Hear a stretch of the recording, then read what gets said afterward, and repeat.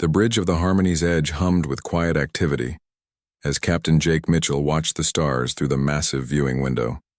3 months ago, he never would have imagined standing on an alien spaceship representing all of humanity in their first official meeting with the Galactic Council. The ship was enormous, easily 10 times larger than any vessel Earth had ever built, and filled with creatures he was still learning to tell apart. "Jake, the Zentari commander wants to show us their cultural archives after lunch," said Lisa Barnes, walking up beside him with a tablet in her hands. She was the best diplomat Earth had to offer, speaking 7 human languages and now working on her 4th alien one. Her dark hair was pulled back in a neat bun, and she wore the formal blue uniform that marked her as part of the diplomatic team. "Sounds good," Jake replied, adjusting his own uniform jacket. At 35, he was younger than most ship captains, but his experience with first contact situations had made him the obvious choice to lead this mission. "How's Tony doing with their engineering team?" Lisa smiled. "He's having the time of his life. I think he's learned more about advanced propulsion in 3 days than our entire space program figured out in 50 years. Tony Rodriguez was their chief engineer, a cheerful man from Texas who could fix anything with moving parts. Right now he was somewhere deep in the ship's engine rooms, probably taking apart alien technology just to see how it worked. The alien engineers seemed to enjoy his enthusiasm, even if they didn't always understand his jokes. The bridge around them was a marvel of alien design, smooth, curved surfaces made from some kind of metal that seemed to glow with its own light, control panels that responded to thought as much as touch, and crew members from 6 different species, all working together like they had been doing it for centuries. Commander Vextar approached them, his tall, thin frame moving with the careful precision that all Zentari seemed to share. His skin was pale blue-gray, and his large eyes were a deep purple color that reminded Jake of twilight skies. The Zentari were known throughout the galaxy for their logical approach to everything and their detailed record-keeping.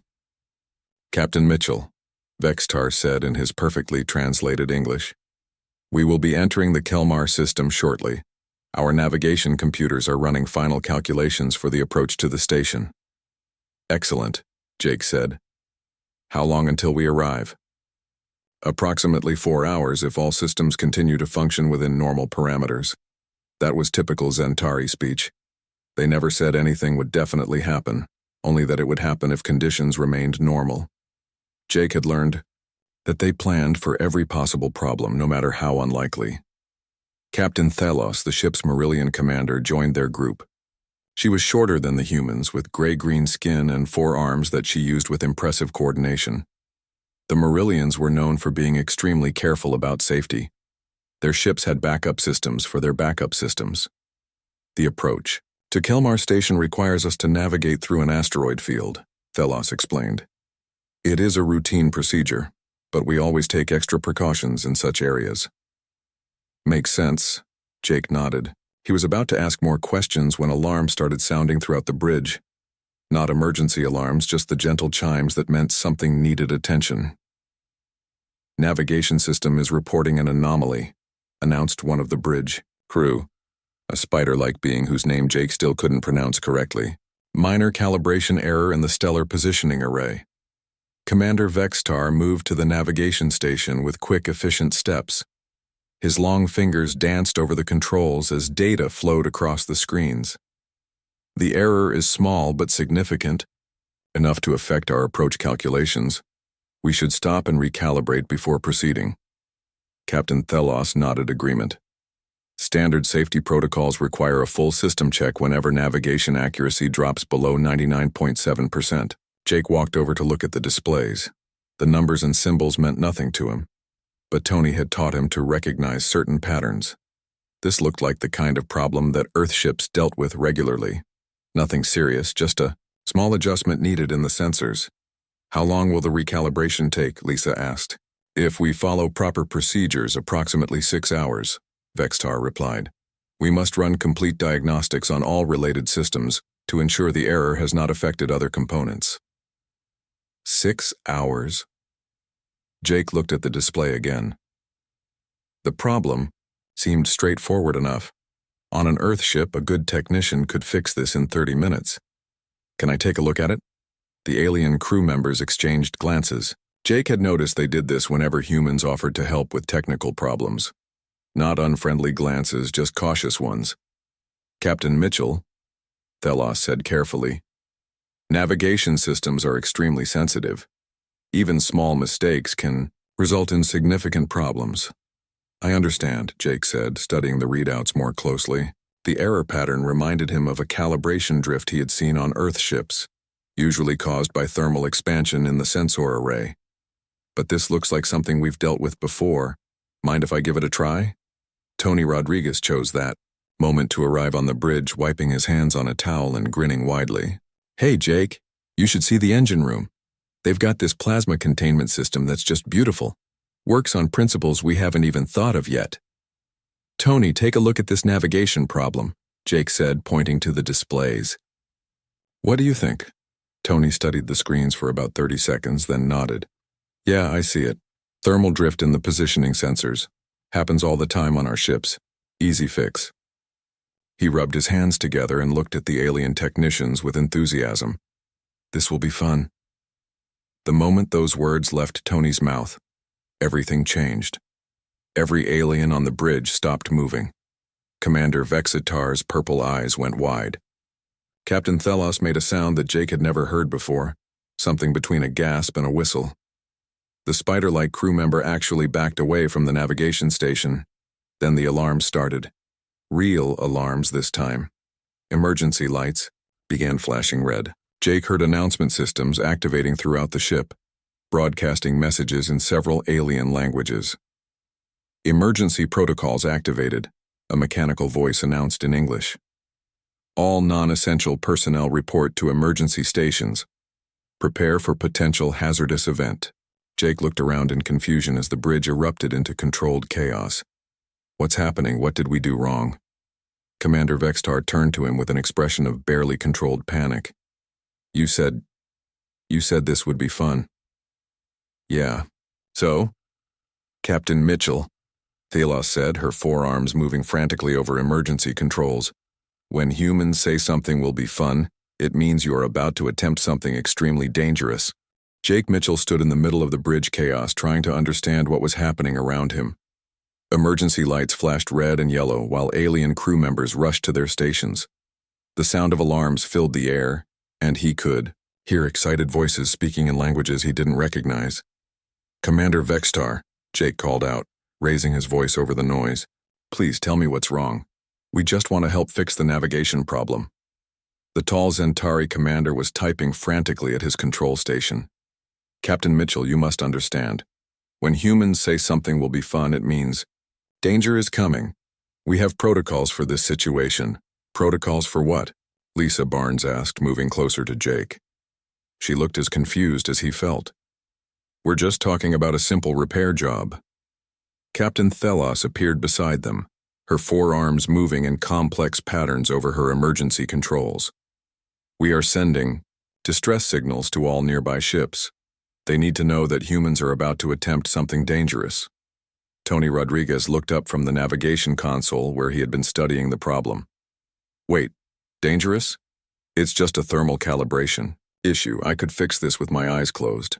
The spider-like crew member made a sound that might have been a scream and moved even further away from the navigation station. Other alien crew members were pointing at Tony and speaking rapidly in their own languages. This is crazy, Tony said, shaking his head. Look, I'll show you. The sensor array just needs a temperature adjustment. See this reading here? It's off by 0.03 degrees. That's what's causing the drift. Every time Tony spoke, the aliens seemed to get more nervous. Jake noticed that some of them were actually backing toward the exit doors. Lisa, Jake said quietly. Something is very wrong here. They're acting like we're about to blow up the ship. Lisa nodded and pulled out her translation device. Let me try to talk to the computer system. Maybe we can figure out what's happening. She connected her device to the ship's main computer and started asking questions. The artificial intelligence that ran the ship's systems was designed to communicate with any species, so it should be able to explain things clearly. Computer, Lisa said. Why are the crew members acting like there's an emergency? The human crew member stated that the repair work would be fun, the computer replied in its calm, mechanical voice. This phrase triggers emergency protocols throughout the ship. But why? Lisa asked. What does fun mean to you? According to galactic databases, when humans say something will be fun, it indicates they are about to attempt an activity with a high probability of death or destruction. Jake felt his mouth fall open. That's not what fun means. Computer, Lisa continued. What information do you have about human recreational activities? The main screen on the bridge lit up with images and data. Jake saw pictures of humans skydiving, mountain climbing, whitewater rafting, and bungee jumping. The computer began reading statistics about injury rates and fatality percentages for various human sports and hobbies. Humans regularly engage in activities that other species consider extremely dangerous, the computer explained. They jump from great heights, climb dangerous mountains, and swim with predatory sea creatures. They call these activities fun. Commander Vextar looked at the humans with something that might have been amazement or horror. You voluntarily put yourselves in danger for enjoyment?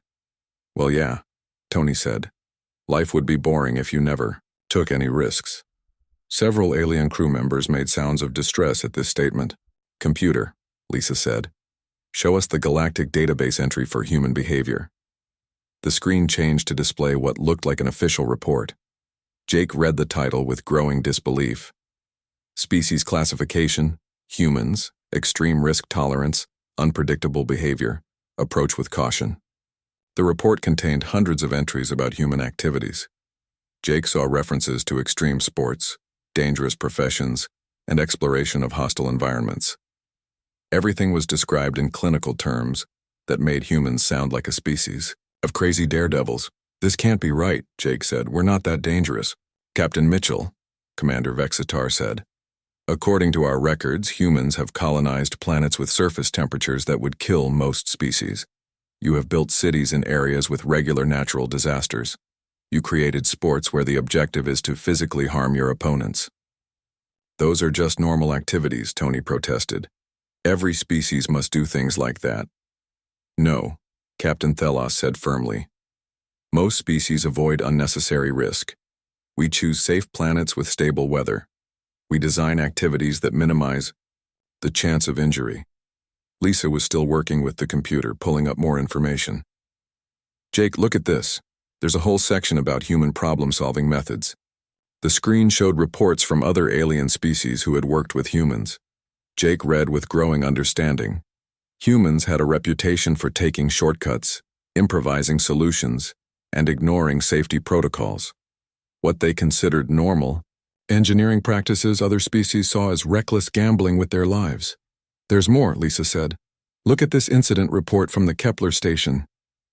The screen showed a detailed account of a human engineer who had volunteered to fix a critical reactor problem.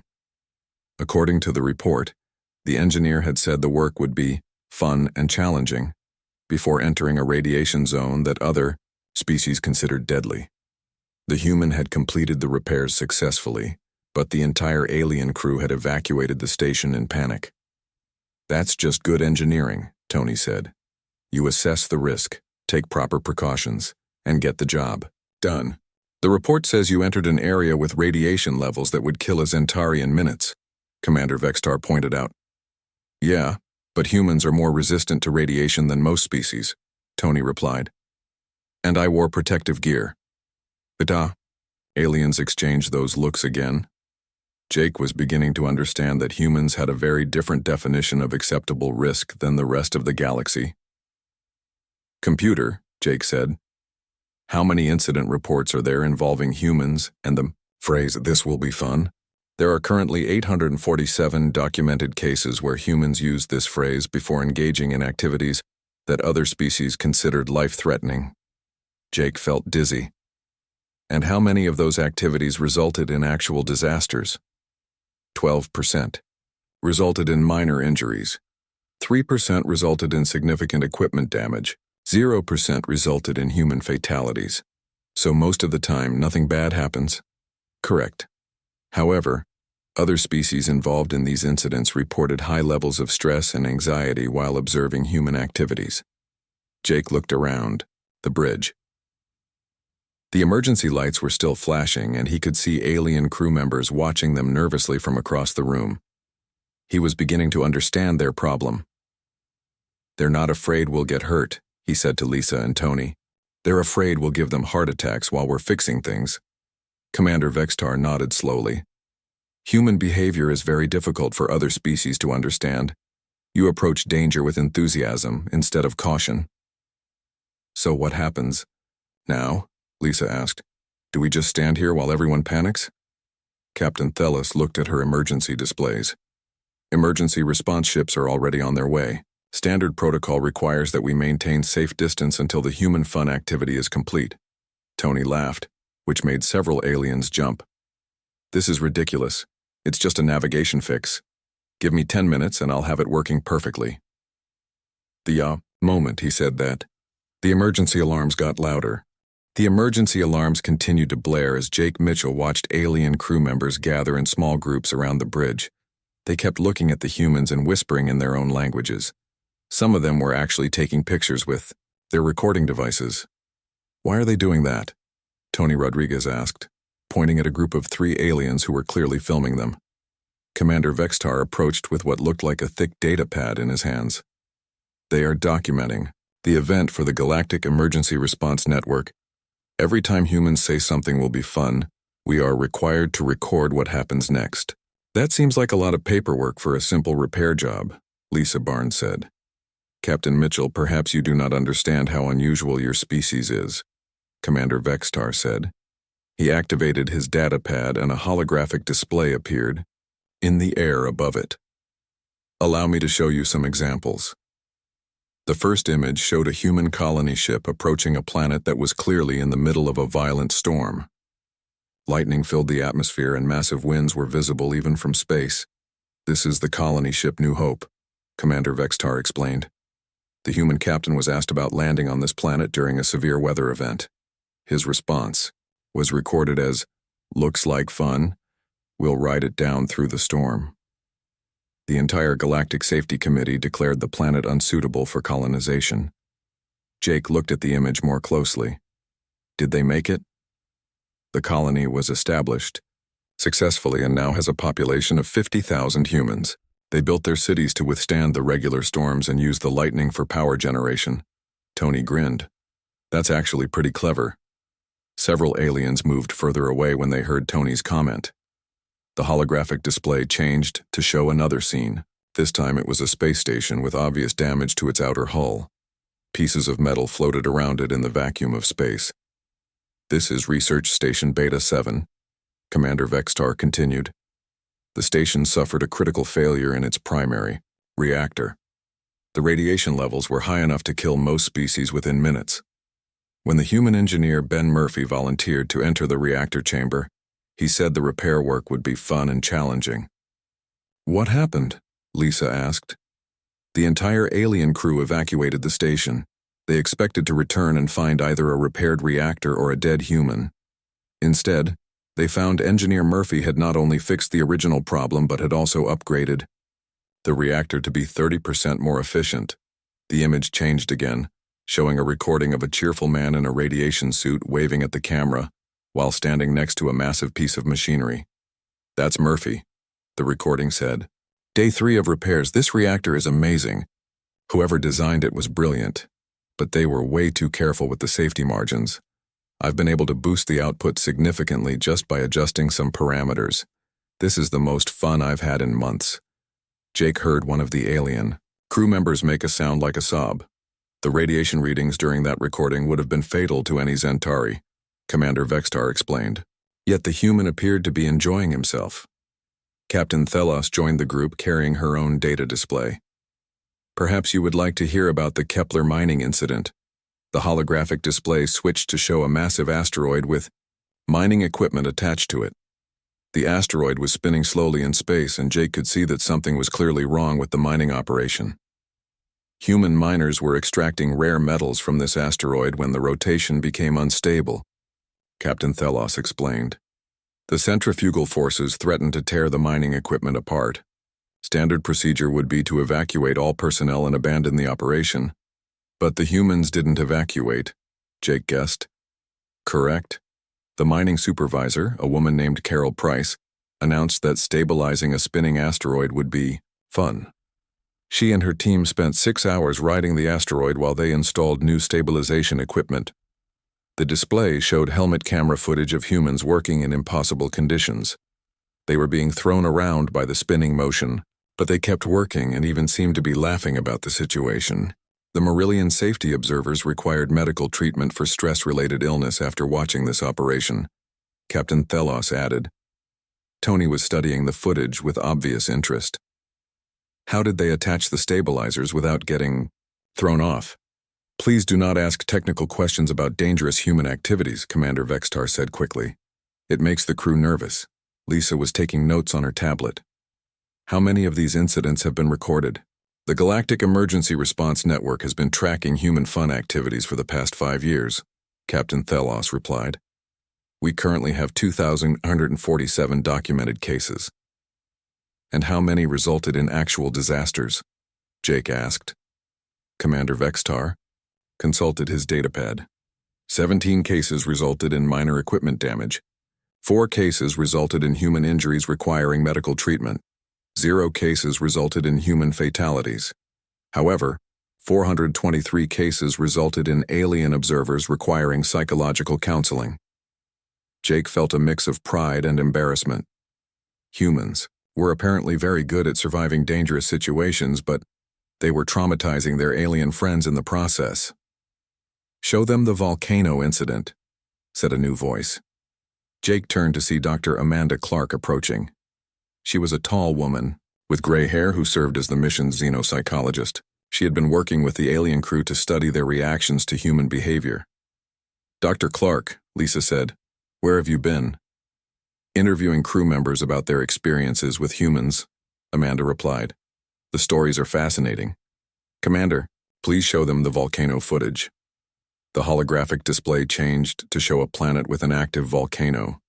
Lava was flowing down the mountainside, and the air was filled with ash and smoke. This is the geological survey of planet Helix 9, Commander Vextar explained. The human survey team was supposed to study the volcanic activity from a safe distance. Instead, they decided to take samples directly from the lava flows. The footage showed humans in protective suits walking right up to rivers of molten rock. They were using long tools to collect samples while lava bubbled and splashed around them. The human team leader said this was the most fun he had ever had at work, Captain Thelos added.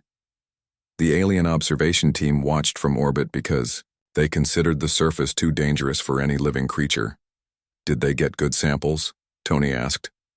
The geological data collected from that mission advanced volcanic science by decades, Commander Vextar admitted.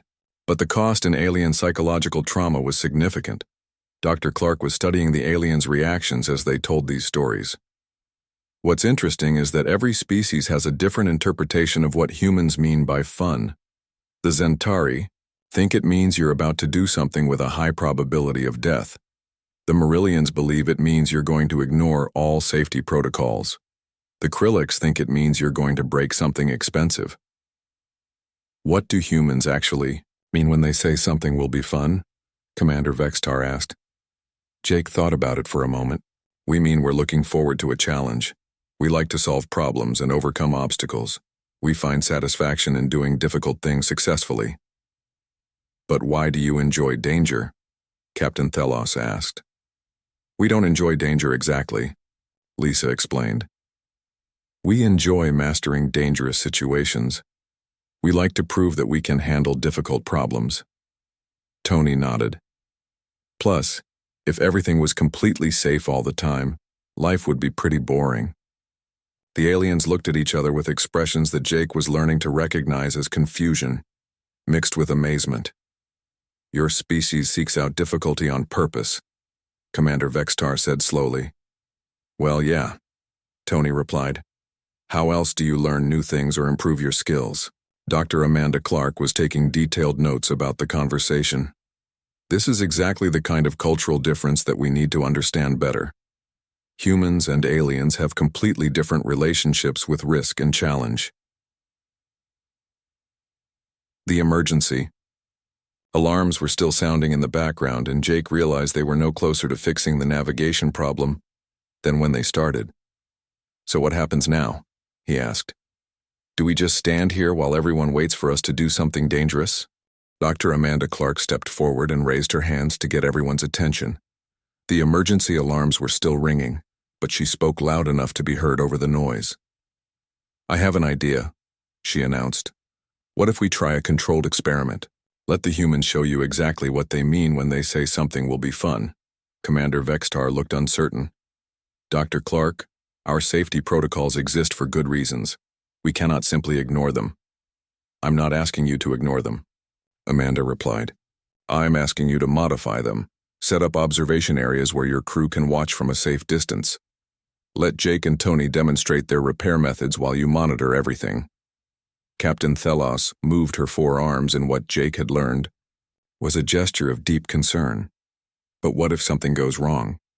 What if the humans are injured or killed? "Then you'll have medical teams standing by," Amanda said calmly. "But based on your own data, the chances of that happening are very small. Most human fun activities end successfully."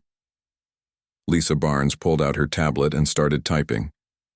"Amanda's right. We could set up communication links so the humans can explain what they're doing while they work. That way you can understand their thought process." Tony Rodriguez was still looking at the navigation console. "Look, this really is a simple fix. The thermal sensors just need recalibration. I could walk you through it step by step." Several alien crew members made nervous sounds when Tony mentioned walking them through anything. Jake decided to take charge Of the situation. "Commander Vextar, what would make you feel safe enough to let us try this?" The tall Zentari thought for a long moment. "We would need multiple layers of safety protocols, emergency medical teams, backup systems ready to take over if something fails, and constant monitoring of all ship functions." "That sounds reasonable," Jake said. "What else?" "All non-essential personnel should be moved to safe areas of the ship," Captain Thelos added. "And we need to establish emergency evacuation procedures in case the situation becomes dangerous." Dr. Clark was taking notes about everything they said. "What about communication?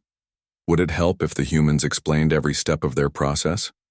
"Yes," Commander Vextar said immediately. "If we understand what the humans are planning to do, we can better assess the risks." Tony grinned. "I can do that. I love explaining how things work." The alien crew members who were close enough to hear this comment moved a few steps further away. Amanda noticed their reaction. "Tony, maybe don't use words like love when talking about dangerous activities. It makes them more nervous." "But I do love engineering," Tony protested. "It's fascinating to see how different species solve technical problems." Commander Vextar activated his communication device. "All department heads report to the bridge for emergency planning session. We are implementing modified safety protocols for human activity observation." Over the next hour, Jake watched the aliens organize the most elaborate safety preparation he had ever seen. They set up medical stations with equipment for treating every possible type of injury. They created backup navigation systems that could take over if the main system failed completely. They established communication networks so that everyone on the ship could hear what the humans were doing. Emergency response teams from nearby ships were contacted and put on standby. The ship's computer systems were configured to automatically shut down all non-essential functions if anything went wrong. Even the food preparation areas were placed on alert in case they needed to provide emergency supplies. "This is incredible," Lisa whispered to Jake. "They're treating a simple navigation fix like a major space mission. Look at it from their perspective," Jake replied. "To them, we're about to do something that could destroy the ship. They're just being careful." Dr. Amanda Clark was interviewing alien crew members while the preparations continued. She had learned that different species had different fears about human activities. "The Zentari are worried about logical failures," she explained to Jake and Lisa. "They think humans make decisions without considering all possible outcomes. The Marillians are concerned about safety equipment and proper procedures. The Krillix are afraid that humans will break expensive equipment while trying to fix it. What about the spider-like crew members? Lisa asked. The arachnoid species believes that humans have no sense of self-preservation, Amanda replied. They think we actively seek out ways to harm ourselves. Tony had been listening to this conversation while he studied the navigation problem. That's not true. We just have different ideas about what's actually dangerous. Can you explain that? Amanda asked, pulling out her recording device. Tony thought for a moment. Okay, look at this navigation issue. To us, it's just a calibration problem. We know how these systems work. We understand the risks, and we have experience fixing similar problems. To the aliens, it's unknown territory because they've never seen this exact type of failure before. Commander Vextar approached their group. The safety preparations are complete. Are you ready to begin the demonstration? Jake looked around the bridge. Most of the alien crew had moved to stations behind protective barriers. Emergency lights were flashing in a different pattern now, indicating that the ship was in observation mode rather than full emergency status. Before we start, Jake said, I want everyone to understand something. When humans say something will be fun, we're not predicting disaster. We're expressing enthusiasm about solving a problem. But why do you find problems enthusiastic making? Asked one of the arachnoid crew members. Because solving problems makes us feel accomplished, Lisa explained. We enjoy the challenge of figuring out how to fix things.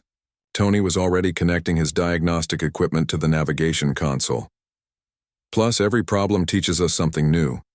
This thermal drift issue is interesting because it's different from the ones we usually see on Earth ships. Commander, Vextar activated the ship-wide communication system. Attention all crew, human activity observation is beginning. All personnel should monitor their stations and report any unusual readings immediately. Jake heard his voice being broadcast throughout the ship as he spoke. Tony, can you explain what you're going to do? Sure, Tony said, looking at his diagnostic readings. The navigation sensors use precision temperature measurements to calculate stellar positions. When the temperature drifts even slightly, it affects the accuracy of the calculations. He pointed to one of the displays. See this reading here?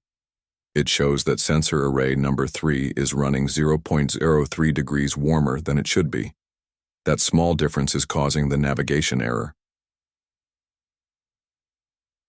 How do you fix it? Commander Vextar asked.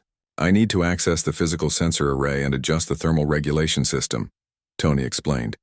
It's probably just a matter of cleaning some components and recalibrating the temperature controls. Captain Thelos checked her emergency displays. The sensor array is located in a maintenance area with limited life support. Standard procedure requires full environmental suits and safety teams. That's fine, Tony said. I'll suit up and take all the proper precautions. This isn't actually dangerous work, just routine maintenance. Jake could see the aliens exchanging nervous glances as Tony gathered his equipment. Tony, Amanda said, remember to explain everything you're doing while you work. Help them understand that this really is routine for humans. No problem, Tony replied cheerfully. This should be pretty straightforward. Maybe even fun. The moment he said that word, every alarm on the ship started ringing again. Commander, Vextar looked at his control displays in panic. All stations report status immediately. Human fun activity is beginning. Jake sighed as he watched the aliens scramble to their emergency positions. This was going to be a long day. Tony Rodriguez put on his environmental suit, while every alien on the bridge watched him through their protective barriers. The suit was designed by human engineers but built with alien technology, making it much more advanced than anything Earth had ever produced.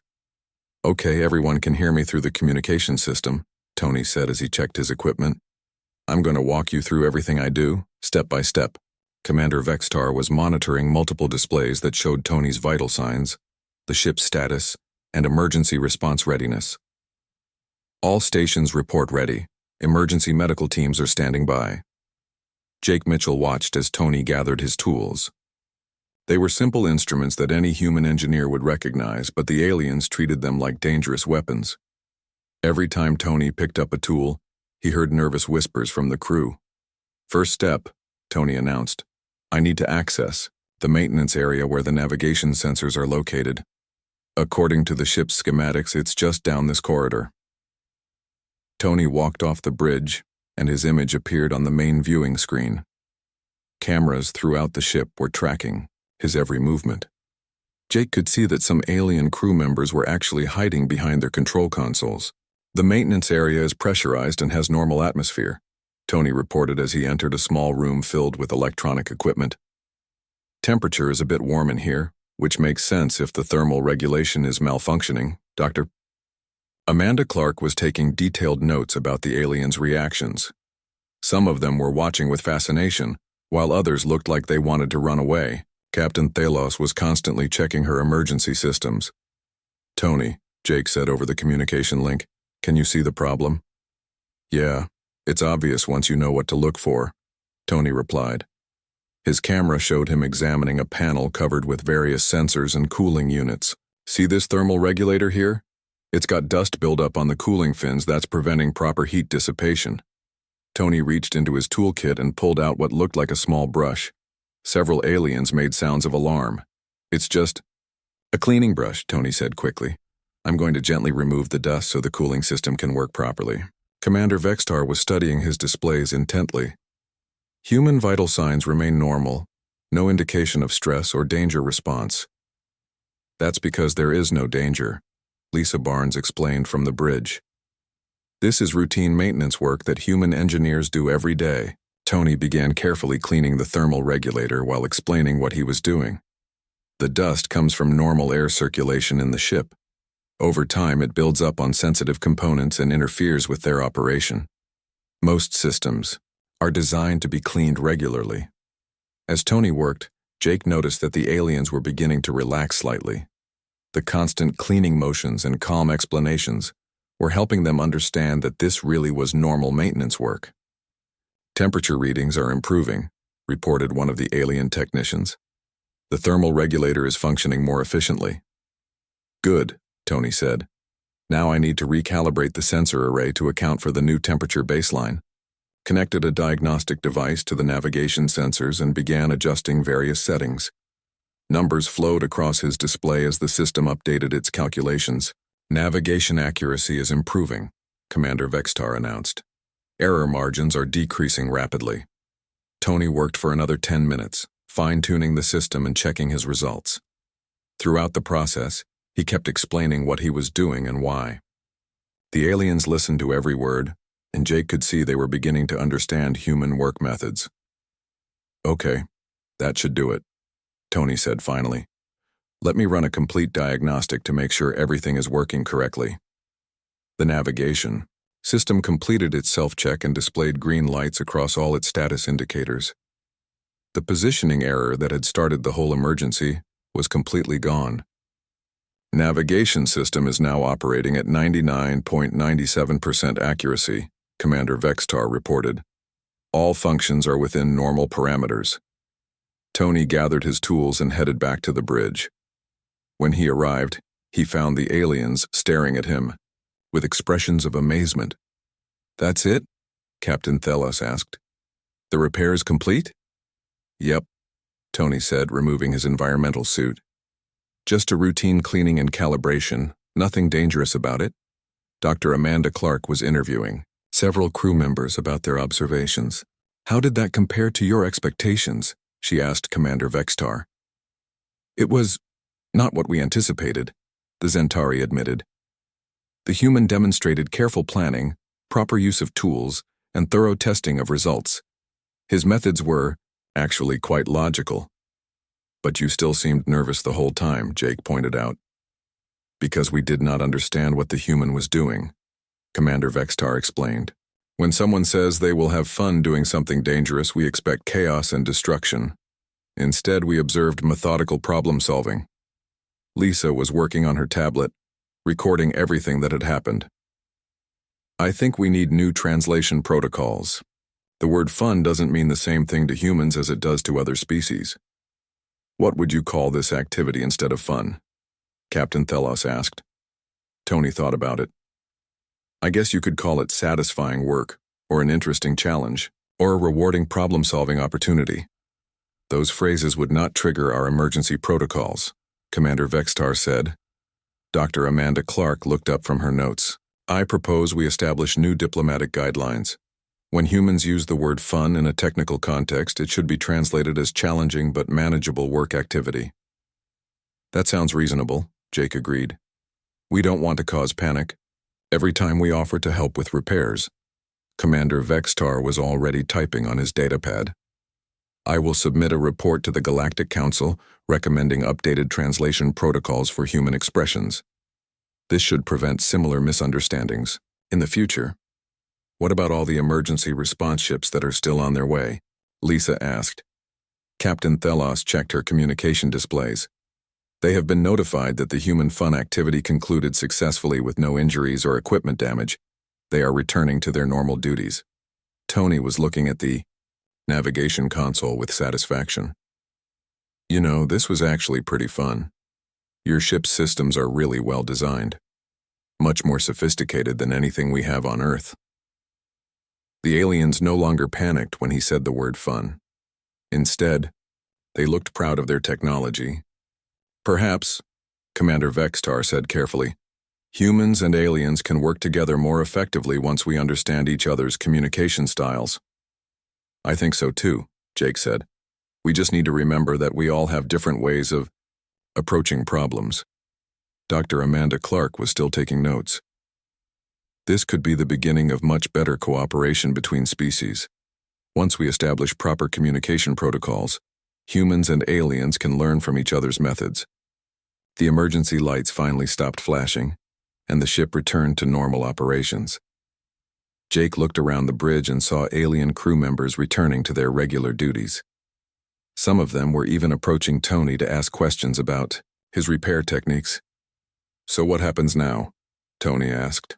Commander Vexitar smiled, which was the first time Jake had seen a Zentari display that expression. Now we continue our mission to the Kelmar station. Thanks to your repairs, we should arrive exactly on schedule. And next time a human offers to help with technical problems? Captain Thelos asked. Next time, Jake said, we'll remember to say it will be a challenging engineering opportunity instead of saying it will be fun. Tony laughed. But it really was fun. This time, when the aliens heard him say that, they just shook their heads and smiled instead of running for the emergency stations.